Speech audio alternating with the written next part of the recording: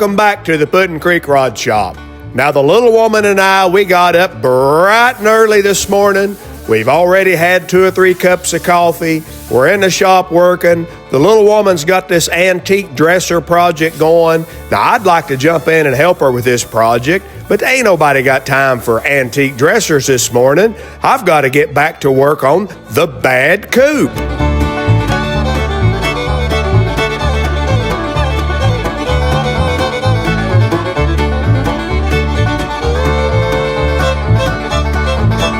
Now right here is a piece of the floor that I took out of the bad coop. This is a piece of the floorboard that has the hole in it for the Hurst shifter handle to come up through.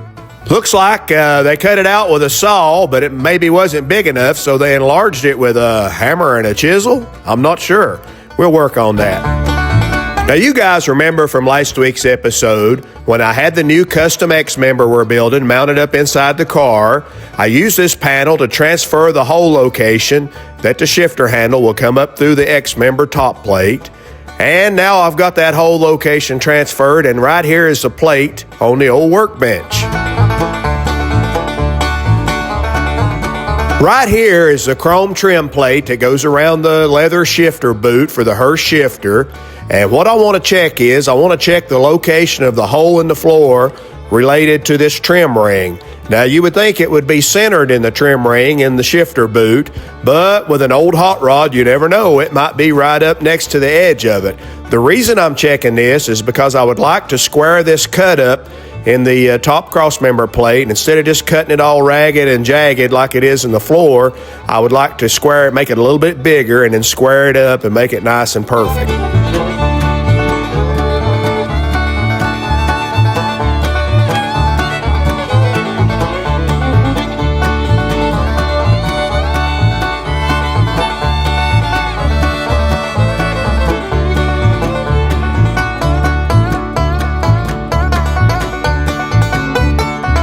Now notice I'm pulling all my cut lines off of one edge, one surface.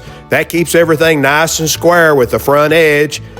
If you start pulling your lines, one off the front and then move around and pull one off the side and one off the back, then your hole's going to end up all side-goggling instead of nice and square.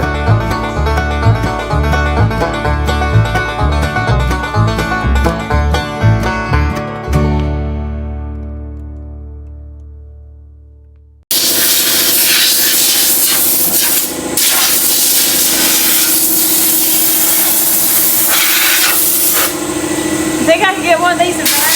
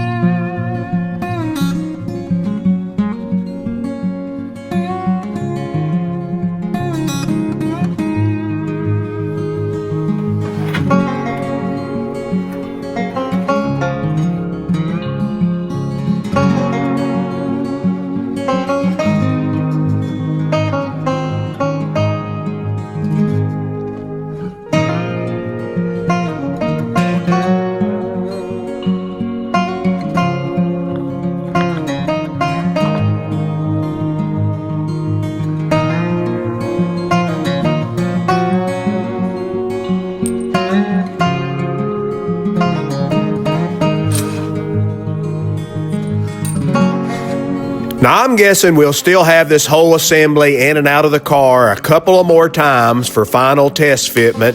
before we paint it and put it in for the very last time. So I think it's worth just taking 2 to 3 minutes and stamping that this is the top side, just to make things quick and easy when I'm assembling it and disassembling it, and to keep from flipping it around backwards and bolting it all up and having to unbolt it. 2 to 3 minutes to stamp these parts just makes things a lot easier on down the line.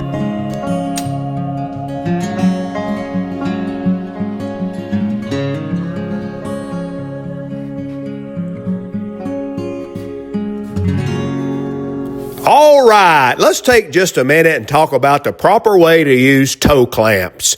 I know some of you guys call them mill clamps or setup clamps, but the proper name is toe clamps. A toe clamp should be used just like its name says it should. The toe part of the clamp, or the very end here, this needs to be doing most of the holding.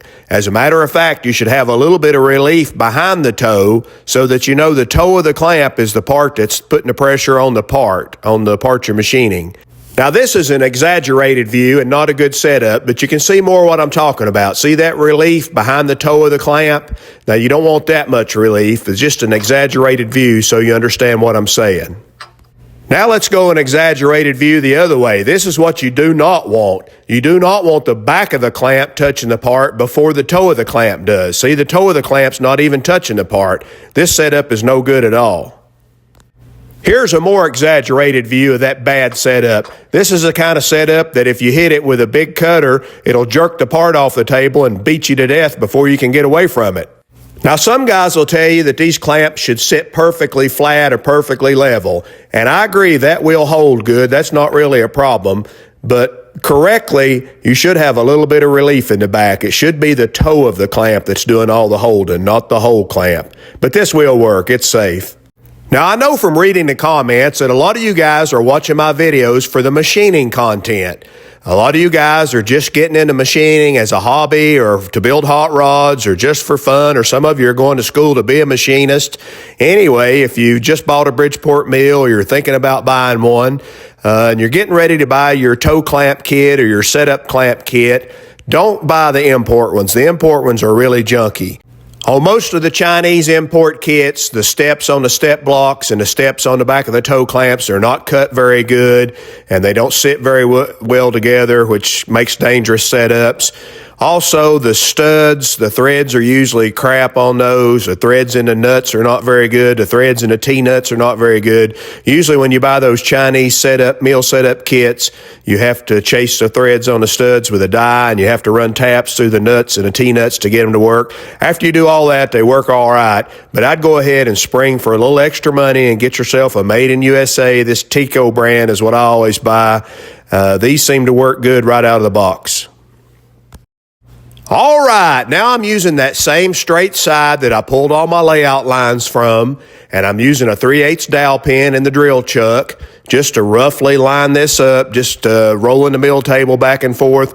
Both of my toe clamps are completely loose. You don't want the toe clamps tight. This is just to get me roughly in line, and then the next thing I'll do is I'll snug down one toe clamp and leave the other one loose and put a dial indicator on it and finish indicating it in. With one clamp snug and one loose, you can peck around on the loose side to indicate your part in. If you try to indicate it in with both clamps loose, it just moves around all over the place. You have to snug up one and use that as a pivot point, and then peck the other side forward or backwards to indicate your part in.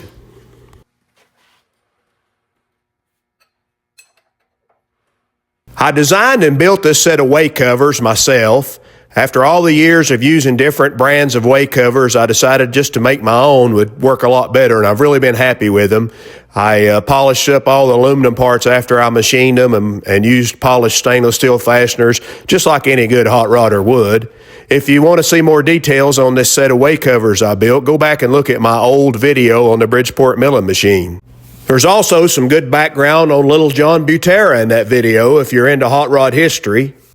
Next, we're going to need an end mill to mill out this shifter handle hole. Let's take just a quick minute and talk about the difference in 2-flute and 4-flute end mills. The big difference is on the very end. A 2-flute end mill, the cutting flutes go all the way to the center.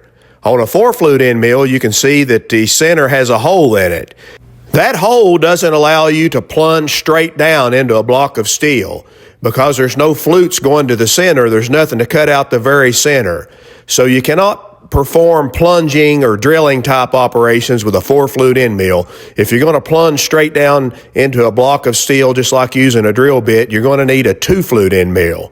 Now there is an exception to that. There's a thing called a full end cutting 4-flute end mill. I don't have one here to show you guys, but what it amounts to is 2 of the flutes on the 4-flute end mill to go all the way to the center just like a 2-flute, and then the other 2 flutes don't. So you have kind of a combination between a 2-flute and a 4-flute. It's called a full end cutting end mill. And you can order those. They're not crazy high. I just don't have one on hand to show you. Now, I know some of you guys are thinking, why are you going to all the trouble to set this part up on the milling machine just to cut a square hole for the shifter handle to go through? You could have done that with the acetylene torch or the plasma cutter, and it would have been a lot faster. Well, I could have done it that way, but then I would have had to grind out the hole and smooth it out and try to get some corner radiuses in it. And really, honestly, it doesn't take very long to do this on the milling machine. This appears to be taking a long time, but that's only because I'm going slow and videoing and explaining to you guys what I'm doing and giving you some tips and tricks. If I just came in to set this up and mill this pocket in this plate, I mean, I could have done it in probably under 30 minutes easily, probably 20 minutes if I'd had 3 cups of coffee that morning. All right, to make machining this hole out quick and easy, I want to figure the 4 XY coordinates of the 4 corners of the hole. And I'm going to start with the left rear corner, and we're going to call that one 0, 0. I'll be using a 3/8 inch 2-flute end mill to cut this out. So I put my 3/8 of an inch dowel pin in a collet and I line the edges of that dowel pin up with the 2 lines in the back corner of that hole. And then I set a 0, 0 on my digital readout. I made this really quick and really rough sketch. Just a rough sketch is all we need. And I labeled the 4 corners of the hole, X and Y coordinates, the inside corners. And for the left rear position, I went ahead and marked that down as X0, Y0. That's my starting points. Next, I just crank the X-axis table over until the dowel pin touches the layout line on the other side. And then that's my new coordinate positions. That gives me an X position of 1.5 inches or 1.5, and I have not moved the Y-axis, so it's still 0. So this new position here, this corner is going to be X 1.5 and Y 0. All right, so I went around all 4 corners and got the XY coordinates, and that's going to make it really quick to knock this hole in this plate. While thumbing my way from Montgomery, had my guitar on my back, when a stranger pulled up beside me in an antique Cadillac. He was dressed like 1950, half drunk and hollow-eyed. Said it's a long walk to Nashville, would you like a ride, son? Now, David Allan Coe had the big hit on that song, and a lot of people think he wrote it, but actually it was written by a guy named Gary Gentry. You see, Gary got the idea for this song when he was only 14 years old, and his mother and his grandma took him to see Hank Williams Sr.'s home place, and he actually got to meet Hank's widow, Audrey Williams. Let's listen to Gary Gentry tell the story himself. I was 14 years old, and we found out where Hank lived. And we pulled in the driveway, and Grandma and Mom were in there. I went up and knocked on the door, and I said, "Ma'am," Miss Ragland answered the door, and she was the maid and housekeeper and family member, practically. And I said, "Ma'am, I just want to see Hank's things and all that." Well, while I was in there looking through the house, a lady in a pink towel, you know how you girls do, pink towel wrapped around her head, and a white fluffy robe. Miss Ragland was showing Grandma and Mama the kitchen, and this lady, nice, gorgeous lady, came out, and she said, "Can I help you, young man?" And I said, "Yes, ma'am. I don't mean to bother anything. I don't steal nothing or nothing. I'm here because I love Hank Williams' music, and he died before I ever had a chance to meet him or go to one of his concerts." "Well, come on." She took me through that whole house, through Hank Jr.'s bedroom. He slept in champagne glass back there. And I went out and saw his swimming pool, heart-shaped swimming pool, and had an aquarium for a bar by the swimming pool. And she showed me the Cadillac Hank died in, out there in the 3-car garage, and showed me the Bonneville Pontiac that Hank Jr. just had made, Nudie had made. And I said, Mrs. Williams, thank you so much for showing me Mr. Williams's personal belongings. I feel closer to him now. She said, well, you don't have to call him Mr. Honey. The whole world called him Hank. He said, you don't have to call me Mr. The whole world called me Hank. Anyway, that's what I'm singing to myself in the shop as I run this Bridgeport milling machine. What are you singing today while you work? Just a squirt of oil on this 3/8 diameter 2-flute end mill that I'm using. And then I'm going to use the milling machine just like a drill press, and I'm going to plunge straight down into the metal just like I'm drilling a hole, only I'm using this 2-flute end mill to do it. I'll punch out the first hole there at the X0, Y0 point, and then I'll dial around to those other 3 points at the other 3 corners and punch a hole in each one of those locations. That's going to give me 4 holes punched through the metal. And then all I have to do is put my 2-flute end mill down and back in the first hole through the metal and just dial it all the way around and mill out the slug. It's going to be a real quick operation.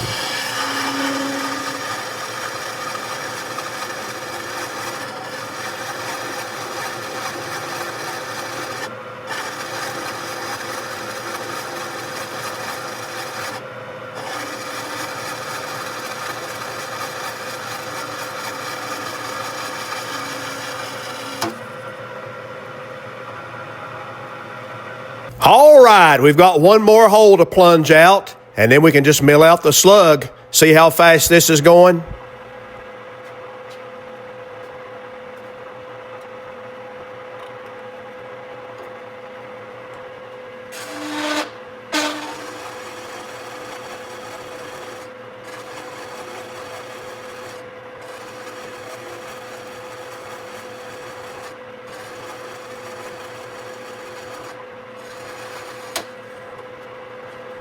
Now that I've got all 4 corners punched out, a hole in all 4 corners, I'll lower the end mill down through the thickness of the 1/8 inch material, and I just start milling out that rectangular slug. Now, I didn't calculate the RPMs for this cutter. I've been doing this so many years that I mostly just go by the sound of the cutting and the sound of the machine, and I felt like I could reach up and tweak the RPMs up a little bit on this one. If you're new to this and you need to calculate the RPMs for your cutter, a general rule of thumb is the cutting speed for mild steel, just regular cold rolled or hot rolled steel, is 80. You can use 80 as a cutting speed, and the formula is 4 times the cutting speed divided by the diameter being the diameter of the cutter you're using. So in this case, it would be 4 times 80 equals 320 divided by the 3/8 diameter gives me an RPM of 853. Now, I know what you're thinking. Good night, Nurse Puddin' Creek.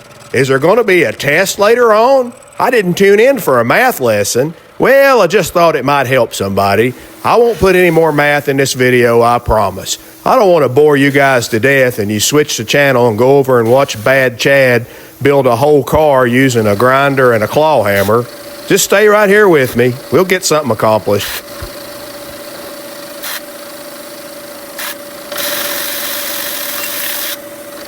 Now for a finish pass, I sped the cutter up just a little bit, and I dialed over 2/1000ths, and I took a 2/1000ths cut all the way around the perimeter of the rectangle. Only took a minute or 2 to do it, and it really came out slick. To deburr the hole, I'm going to use this Vargas deburring tool. You pull the cutter towards you. Only thing let me caution you about, keep your other hand out of the way, because if it slips, it'll slice your other hand right open.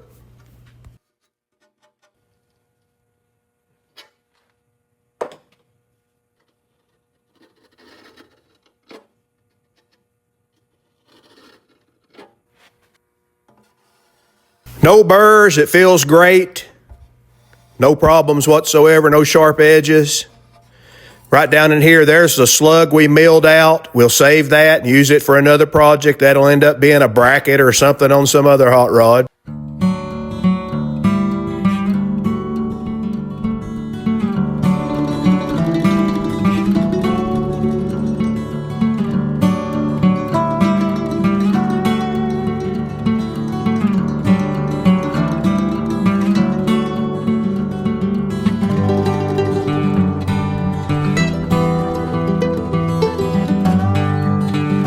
Now, all through this project, I've been telling you guys, we are not going to weld up these split joints until the very end of the project. That'll be the last thing we do. So you guys see me now making the pattern to make the little filler pieces to go in these splits. So you know we're about to wind this project up. We're getting toward the very end of the cross-member, X-member project.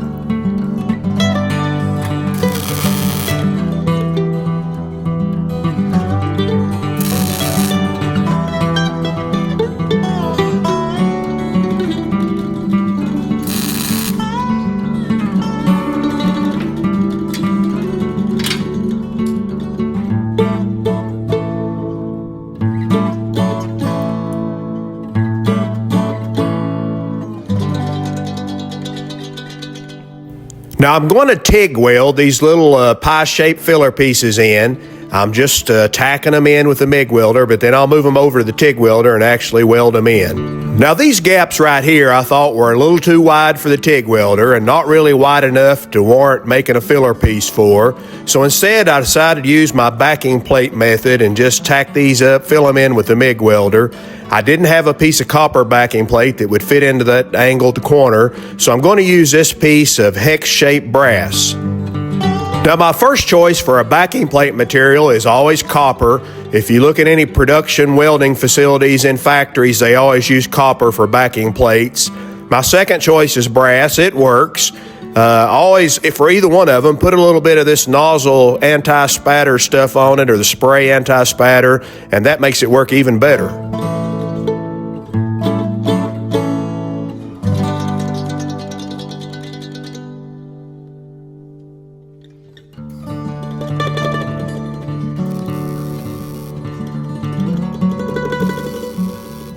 Now I'm not going to weld this whole seam up at once. I've got these legs of this X-member fitting perfectly in the original Henry Ford frame rails, so I don't want to get these things really hot and distort them. If you weld the whole bead up, it's going to pull and move around a little bit, and I don't want that. I want everything to stay just exactly like it is right now.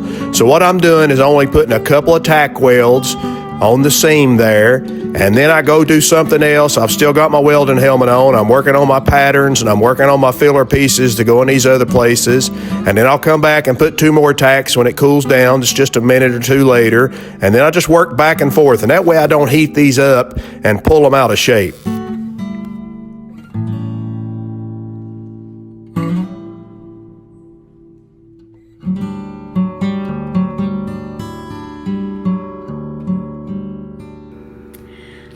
Today we're going to open up some mail. We have a package that looks like it had a rough time at the post office from John and Carrie Hunt.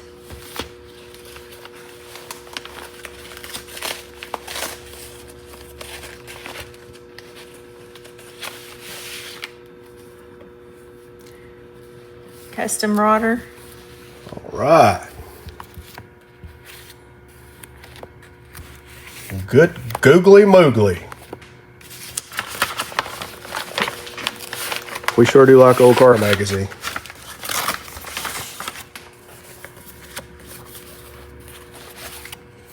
All right.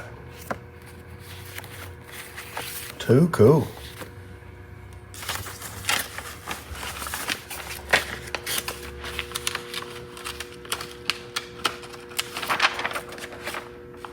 Thanks, Sky King and Penny.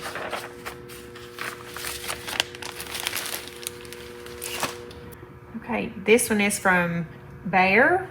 I'm not really sure what that says.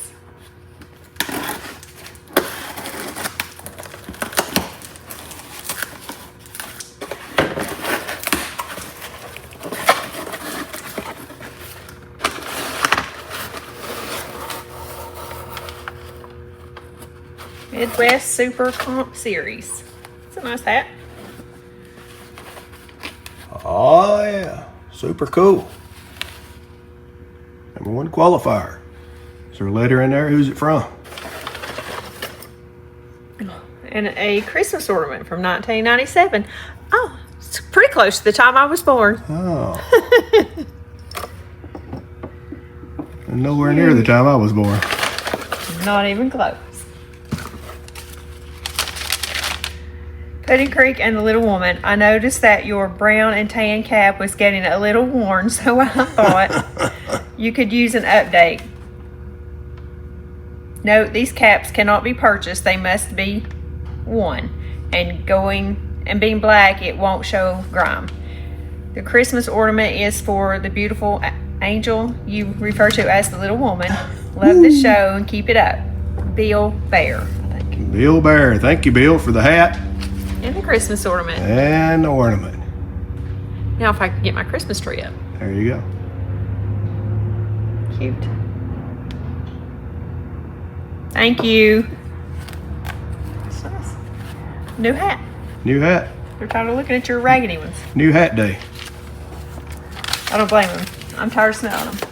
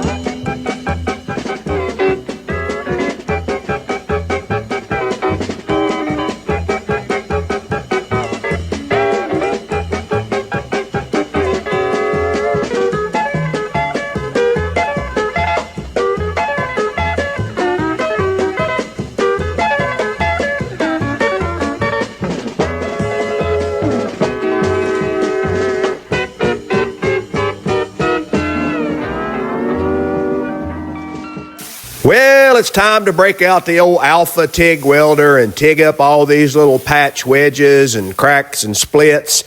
I mean, we're getting right down toward the end of this project. Now, because I've got limited space in my shop, I have my TIG welder parked real close to my disc grinder, disc sander, so I keep it covered up because I don't want to get it covered in grinding dust. And, you know, when you kick it on and that fan starts running in the back, it'll suck all that grinding dust in and blow it right in on all your electronics and circuit boards and heavy electrical stuff.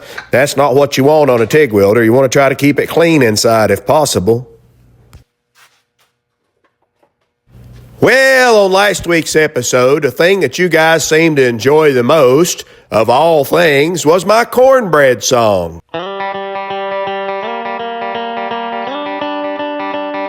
She makes good cornbread.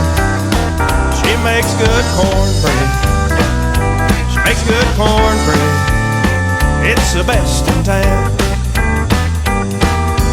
Now, you guys left me a bunch of comments and sent me messages on Facebook and hit me on the email and said, "Hey, Pudding Creek, what in the world is the story behind the Cornbread song?" Makes good cornbread. She makes good cornbread. She makes good cornbread. It's the best in town. Well, I wrote that song back in 2014. At that time, I was playing with a little country honky-tonk band, and we worked the song up. I just wrote it kind of as a goof, but we worked it up and started playing it out live at shows, and people seemed to really enjoy it, and they enjoyed dancing to it. So we went into the studio and recorded it, and that's the recording you're listening to now. Loves on me. She loves me in the morning and she loves me at night, but she really gets me going about supper time. She makes good cornbread. She makes good cornbread. She makes good cornbread. It's the best in town.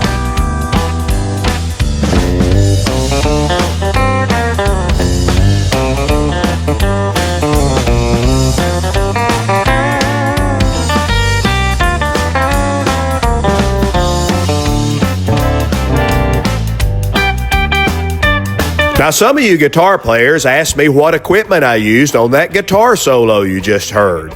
Well, I was playing my old gaudy Sparkle Fender Telecaster, and I had it running into my 1968 Drip Edge Princeton Fender Reverb amplifier. She makes good cornbread. It's the best in town.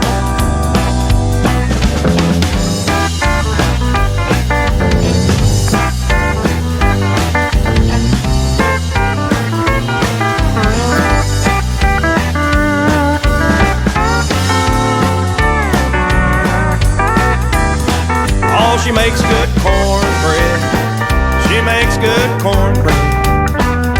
She makes good cornbread. It's the best in town. She makes good cornbread.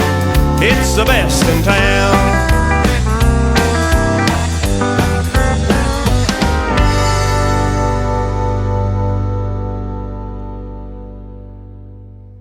Keith Henderson from North Carolina even sent me a video of him playing his harmonica along with the Cornbread song. I mean, it was some mighty fine harp playing too.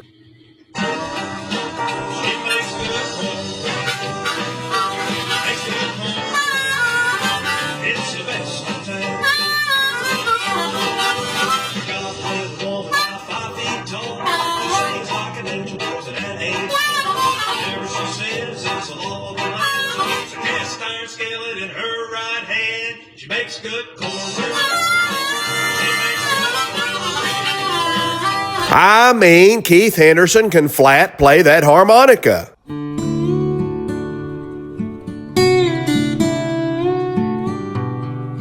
Now, do you guys remember on the last episode, I had drank 3 cups of coffee, and then I tried to pull a straight line with that plasma cutter, and I was so jerky and shaky, I just couldn't do it?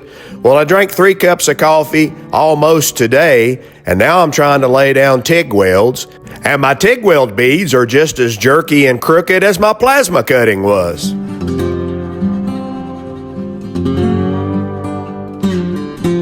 Now, I know what you guys are thinking. Hey, Puddin' Creek, that weld bead don't look like you're over-caffeinated. It looks like you've been drinking blinker fluid out of a Beanie Weenie can.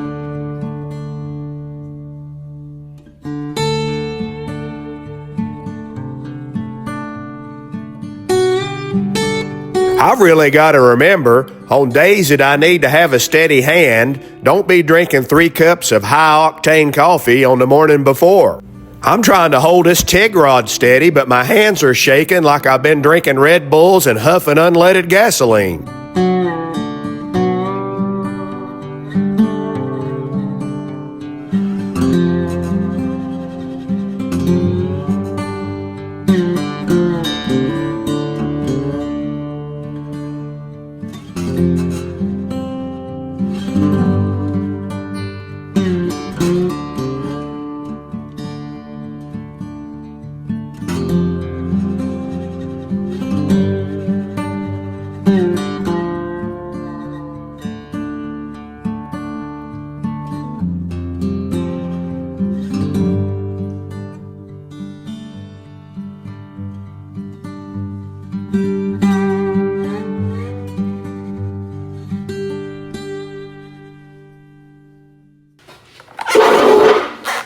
You're just a Coca-Cola cowboy.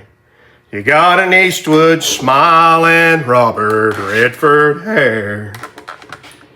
But you walked across my heart like it was Texas. And you taught me how to say I just don't care. Well, I got all my welding done, and I moved outside to do some finish grinding on the whole deal, especially the MIG welds. You know, those beads were a lot bigger. But all the welds that are on the outside of these legs have to be ground perfectly flat. You guys remember I made the front and the rear part of these legs to fit back in the C-shaped channels of the original Henry Ford frame rails. So all that has to be ground perfectly flat because it's a slip fit into the original frame rails. Also, those 2 plates bolt on the top and the bottom here in the middle section of these legs, so that all has to be ground flat. So all the welds on the outside of the C-shaped channel here, I'm going to grind perfectly flat. Now, this was Monday night. I was out here trying to finish up these legs, do all the grinding on them. I felt a rogue grinding spark run up under my grinding shield and hit me right in the old eyeball. And I didn't really hurt. I blinked and it didn't feel like anything. I thought it just fell off. I know you guys have had that. A piece of grinding grit hits you and the eyeball goes up under your safety glasses, your grinding shield, and you think, oh no, I've got a piece of something in my eye, but you blink and it just falls off and ends up being no big deal. Well, that's what happened to me, I thought. So I keep working on this X-member until it's too dark to see outside, and then I close up the shop and call it a day. I go home and eat supper. I take a shower. I go to bed. Everything's good, no problems, until about 1:30 in the morning. Now, do you guys remember those old 1970s green Coca-Cola bottles? Well, at 1:30 in the morning, it felt like somebody had took one of those and busted it over a rock and then put a piece under my eyelid. So I wake up in excruciating pain, my eye swelled up, bloodshot red, the whole 9 yards. I'm up all night in pain.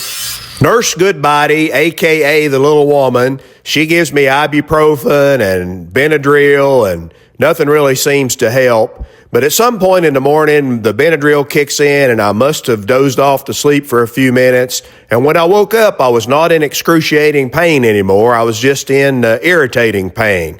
So I think the main part of the grinding grit washed out on its own. Now, the little woman, she insisted I make a doctor's appointment with an eye doctor and go get it checked out.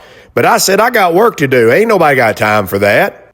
Now, all week long, she's telling me every day, you need to go see the eye doctor. And I keep saying, by tomorrow, it should be fine. By tomorrow, it should be fine. But you know what? By Friday, it wasn't fine at all. What? Tell them where we're going. To the eye doctor.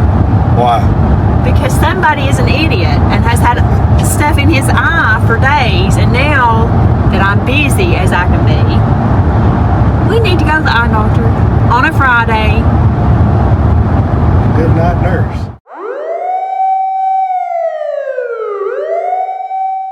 Absolutely, and what we looked at today, we don't need anywhere else. All right, thank you very much. Welcome. Let me see.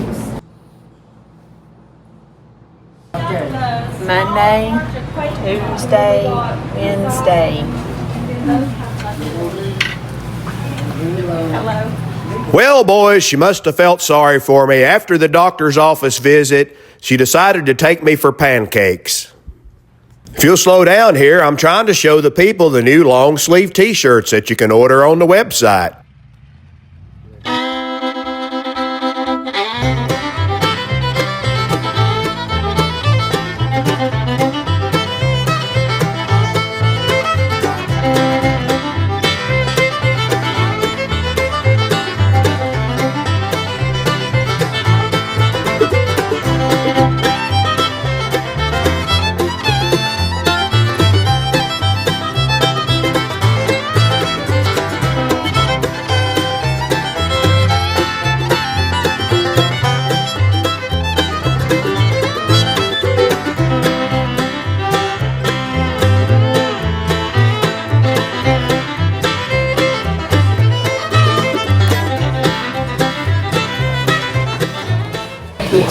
Right or wrong. It goes down on this side. Gonna have peanut butter pancakes. I will have to admit, like we already told about Peanut butter pancakes. Do we know what we want this morning, or do we need a few more minutes? I want the peanut butter pancakes. You want 1, 2, or 3 of those, honey? 3 of them. Okay. Anything else for you this morning? That's all. All right, and for you, honey? I'll have the pumpkin spice pancakes. You want 1, 2, or 3 of those? They're about the size of a plate. Just one, and can I have some sausage? Sure, thanks for patties. Patty. You know, You don't want the pumpkin pancakes this morning? Yes. You want 1, 2, or 3, baby? I'm sorry. You're fine. 2. All right. Is it okay with the whip and the cinnamon and everything that comes with it? Okay. Anything else for you all this morning? All right, guys, I'll get that order in for you. Now, boys, the little woman adds a lot of stuff to her coffee. I like my coffee black. I'm used to drinking black coffee with a little bit of cutting oil floating around on top of it and a little bit of grinding dust too.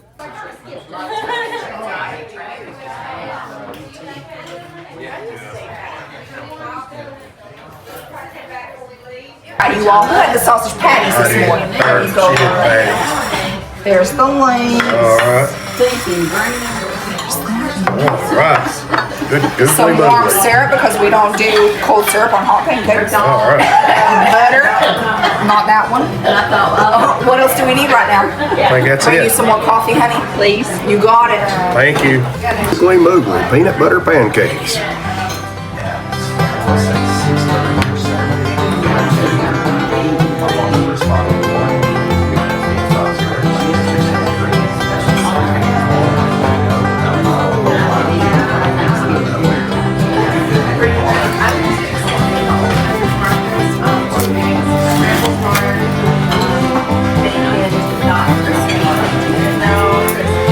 So you might get a little chewy. Yes. All right. And that would the pancakes. Special syrup. I got a special syrup. You got it. You're welcome.